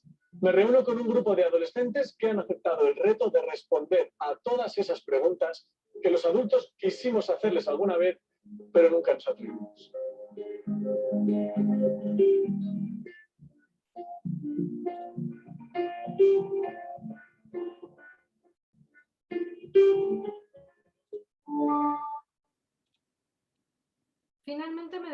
con esta frase que tampoco es mía. Quiero que se vea en presentación. Y dice así: para trabajar estos temas no significa solamente defender niños, porque no estamos haciendo cuentos para niños. Trabajar estos temas significa defender la identidad, la dignidad y la esperanza de nuestras sociedades, de nuestros pueblos, de los cuales somos y a los cuales nos debemos. De ahí que no haya quizás en todo el derecho rama más sensible que marque las diferencias de actitud entre decrepitud o esperanza, que la respuesta justa que debemos a nuestros niños y adolescentes. Es del doctor Atilio González Álvarez en la ponencia Aplicación de la Justicia Restaurativa en Centroamérica de noviembre del 2010. Es un abogado especialista en materia de justicia para adolescentes y de niñez argentino. Y así es, los defensores especializados en materia de adolescentes llevan un rol muy fuerte, tienen una carga muy fuerte, al igual que todos los operadores en materia de adolescentes, eso me queda clarísimo, pero su rol en este sistema, créanme que es una pieza fundamental del éxito o del no éxito del sistema. Porque a mí me han preguntado, maestra, ¿qué pasa si el defensor especializado o mi defensor me dice que yo no tengo que pagar la reparación del daño? ¿Sabes qué? No es un buen defensor en materia de adolescentes. Porque no puede esperar a que el Estado pague todas las conductas que cometen los adolescentes. No habría dinero en el Estado mexicano para pagar todas esas reparaciones del daño. ¿Y sabes qué? Pues con razón la sociedad piensa, mano dura, esta justicia no sirve.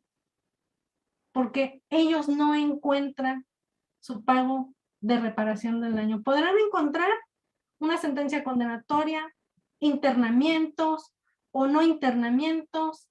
El adolescente podrá mejorar su vida, pero yo como víctima no recibí ni siquiera una disculpa de parte de él. Entonces, por eso es tan importante el saber trabajar con adolescentes y que los defensores tengan un ser objetivos, muy objetivos. Muchas gracias. Gracias a usted, maestra. No sé si hay alguna duda o algún comentario. ¿No? Bueno. El Gobierno del Estado de Baja California Sur y la Secretaría de Consolidación, Evaluación y Seguimiento del Sistema de Justicia Penal agradecen su atención. A nombre de mi titular, el licenciado Anselmo Mendoza Morales, agradecemos a nuestra ponente, la maestra Carla Inés Alvarado Abad, su presencia. Al igual que a todos y cada uno de ustedes, les agradecemos su presencia y los invitamos a seguir participando en este ciclo de conferencias. Gracias, Miguel Terán. Gracias a todos. Buenas noches. Muy buenas noches, muchas gracias. Jeremy Esmeralda tenía una duda, puso en el chat. ¿Habrá tiempo de responder su duda? Claro que sí, maestra. Jeremy Esmeralda.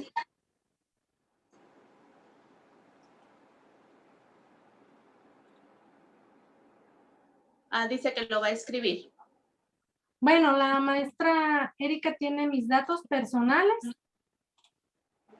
para poderme localizar, pero aquí se los dejo rápidamente. Y ahorita se los anoto en el chat por cualquier cuestión, me pueden escribir, a veces me tardo en contestar, pero díganme, soy fulano, la oí en tal lugar y sí contesto. ¿Ya está el micrófono activado para Jeremy? Sí, ya está activado, a ver si puede. Ya, como defensora, sabemos que el internamiento debe ser por el mínimo tiempo, ¿no? Para el joven. Pero si ustedes como defensores se dan cuenta que en el internamiento el joven está avanzando, está estudiando, hay un mayor acercamiento con su familia, se está velando verdaderamente por el interés superior de él y que desgraciadamente la familia no se acercó al centro para para buscar terapia y el defensor busca una medida, un cambio de medida. Para ustedes como defensor, ¿qué es primordial? ¿El cambio de medida porque va a iniciar otro grado académico, por estadísticas, mencionó hace rato? Ok, sí entiendo la pregunta. Bueno, mire, eso daría para mucho más tiempo daría para otra plática en relación a esto, pero esta es una cuestión más de ética. Yo sí he dicho a muchos defensores públicos que me ha tocado capacitar, sobre todo a los defensores públicos federales, miren, a veces perdiendo se gana. No se trata de que los adolescentes todos deban de estar fuera del centro de internamiento. Hay muchos chicos que sus condiciones es más factible tenerlos adentro. Que el Ministerio Público no tiene acreditado que la unidad de medidas cautelares, MECAS o servicios previos a juicio, copiaron y pegaron de adultos y metieron en materia de adolescentes la evaluación de riesgos procesales, y que muchas veces esta evaluación de riesgos procesales no se ajusta a los adolescentes, porque copiar y pegar, pues es bien fácil. La computadora copio, pego y vamos. ¿Sí? Pero las necesidades de los adolescentes son diferentes y los riesgos procesales son una cosa y las medidas de protección son otra cosa. En México, en adolescentes al menos, la evaluación de riesgos procesales no evalúa los beneficios. Es decir, en otros países, por ejemplo Argentina, por ejemplo España, tiene establecido así, hacen una evaluación psicosocial de los adolescentes donde sí evalúan los riesgos procesales en materia de adolescentes, pero también ven cuáles son los factores de protección que existen en ese adolescente. Si yo voy con el juez como defensor o como Ministerio Público y sé que los factores de protección son muy fuertes,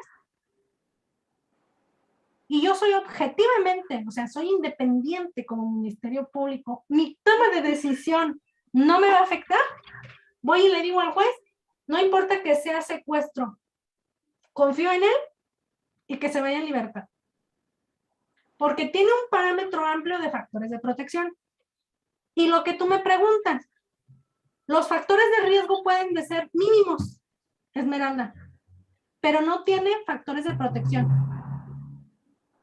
Entonces, defensor, ¿para qué lo quieres afuera? Si adentro está teniendo un cambio positivo. Más bien lo que hay que buscar es que cuando el adolescente tenga que salir, porque tendrá que salir, o sea, no lo voy a poder tener ahí toda la vida.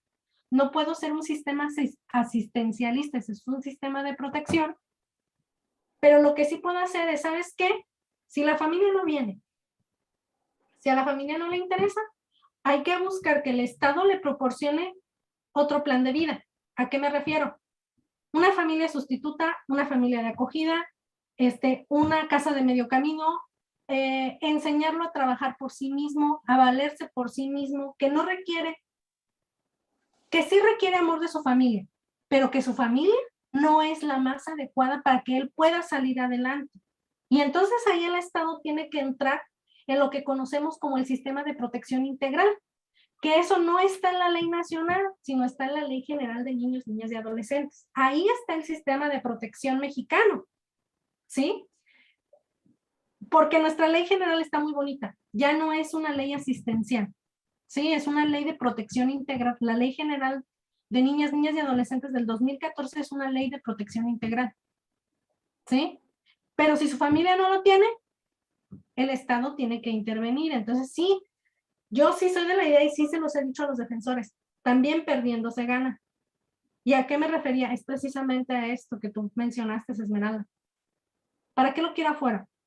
¿Para que lo sigan golpeando? ¿Para que lo sigan utilizando? ¿Para que lo sigan prostituyendo? ¿Para que lo sigan utilizando para que cometa conductas delictivas? ¿Para que lo sigan ignorando? ¿Para que le digan, tú no puedes, eres un bueno para nada, no sirves para nada, eres una lastra para esta sociedad? ¿O quiero que ese joven realmente salga adelante? Entonces, si lo tengo afuera, es lo que le espero. Y si lo tengo adentro, bueno, entonces ahora yo como su defensora tengo que buscar, no a través de la ley nacional, de adolescentes, no a través de la ley nacional, sino a través de la Ley General de Niños, Niñas y Adolescentes. ¿Cuál es el otro camino para que él sí pueda salir adelante? ¿Y a quién se lo voy a pedir? A la autoridad jurisdiccional. Señor juez, restitúyele sus derechos. Derecho a su educación, ya está estudiando, pero para cuando salga, el joven tiene que seguir estudiando. Entonces, la autoridad administrativa y el órgano jurisdiccional tendrán que trabajar en conjunto para que se materialice esto, ¿sí? Eso sí sería mi respuesta, licenciada Esmeralda. O sea, a lo mejor me faltaría mucho más tiempo para poder hablar sobre el tema en particular, pero sí estoy de acuerdo y yo sí soy partidaria de decirle a los defensores que perdiendo se gana. Porque lo que se trata es de que los adolescentes no vuelvan a cometer conductas delictivas, no vuelvan a ser víctimas, dejen de estar siendo un grupo vulnerable y donde se le estén violentando tantos derechos humanos al joven. Sí, yo sí soy partidaria de eso. O sea, yo sí le he dicho a los defensores, perdiendo se gana. Porque no los quiero a todos afuera. O sea, ese es el ideal. Pero hay chicos que es mejor tenerlos fuera de circulación por un ratito. Y el defensor, por eso les decía, por eso pongo el ejemplo del barco. Si me pongo a ser un defensor totalmente garantista, yo voy a navegar para un lado. El fiscal, el juez y el asesor jurídico para el otro lado. Y entonces, ¿cuándo va a salir el barco del embarcadero? Jamás. Porque no estamos hablando el mismo idioma. Y no se trata de que yo le tenga que hacer la chamba al Ministerio Público, que el juez le está supliendo la deficiencia al MP o al fiscal o al asesor. No, sino que hablamos el mismo lenguaje y tenemos la misma visión. Que el adolescente tenga un mejor plan de vida, que salga adelante por su propio esfuerzo y que sea productivo para él, para su familia y para la sociedad en la que vive. No sé, a lo mejor fui muy rápida, licenciada Esmeralda, en darle así la respuesta, pero es que ya se me acaba el tiempo. Ya se me acaba el tiempo. Maestra, siempre es un gusto escucharla, es un placer, siempre nos tiene impactadas con sus conocimientos. Le agradecemos nuevamente su presencia y gracias a todos. Buenas noches. Que descansen, buenas noches. A la orden. Gracias. Gracias. Hasta luego, buenas noches.